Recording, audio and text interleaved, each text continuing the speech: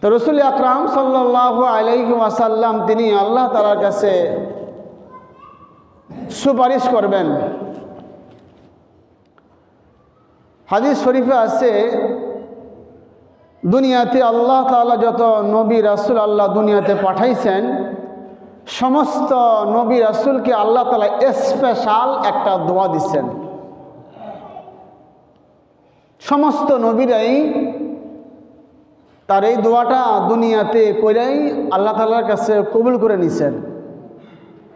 নবী মুহাম্মদুর রাসূলুল্লাহ সাল্লাল্লাহু আলাইহি ওয়াসাল্লাম বলতেছেন, আমি আমার স্পেশাল দোয়াটা আমি বুদ্ধি খাটাইয়া করি নাই। আমি এই দোয়াটা আমার উম্মতের জন্য আমি রেখে দিছি।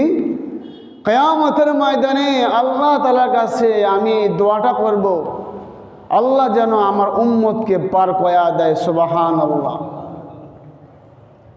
নবী বলেন, বুদ্ধি খাটাইয়া আমি আমার দোয়াটা রেখে দিছি। আল্লাহ পাক রব্বুল আলামিন কিয়ামত কায়েম করবেন।